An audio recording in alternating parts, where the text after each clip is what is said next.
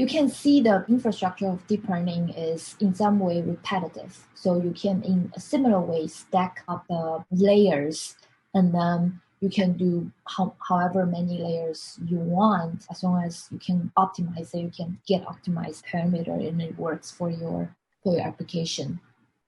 But the computational cost will increase as you adding more layers. And also you might have overfitting problem when you have more layers. So now we have talked about logistic regression as a very simple neural network, and we expand from there and go through a detailed one-layer neural network and how to do it step by step and stack it up. Then next is going to be before we use either stochastic gradient descent, which is in logistic regression problem, we use one sample each time to update the parameter.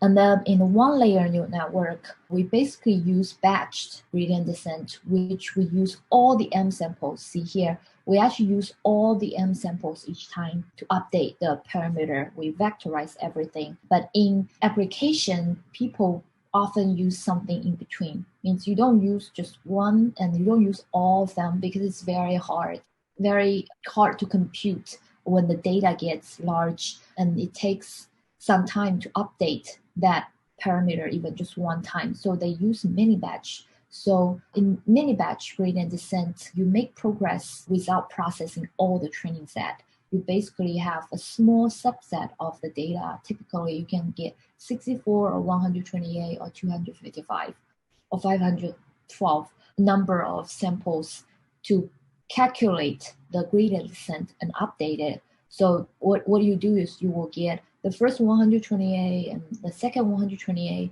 and then you use all the sample. So the last batch may have sample less than 128 because you don't always have the number of samples 128 times something, right? And then you will do this. And I said in deep learning we have epoch. Epoch is when you use one of the sample once. It's called one epoch, and then you do a permutation.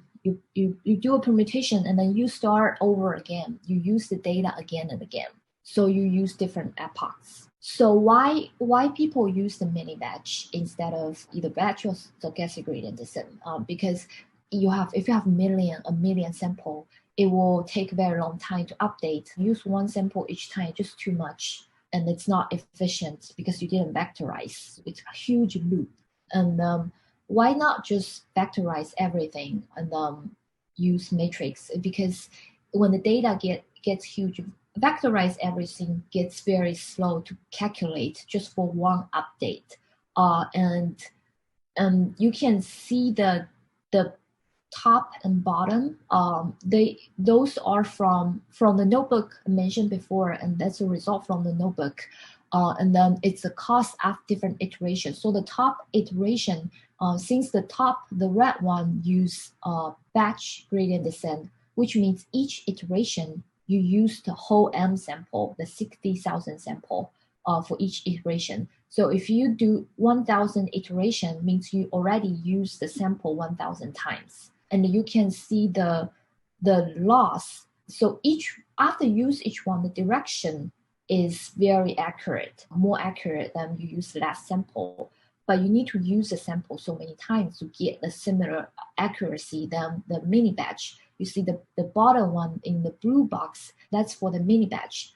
Since mini batch, you only use part of the sample each time. So you will use it, you will update the parameter many times before you even use all the M samples. Use one epoch, that's you use a sample once.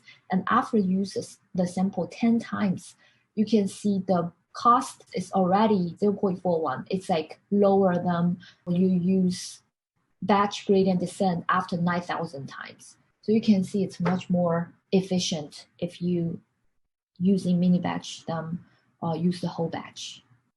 You just need to use the data way more times if you use the whole batch.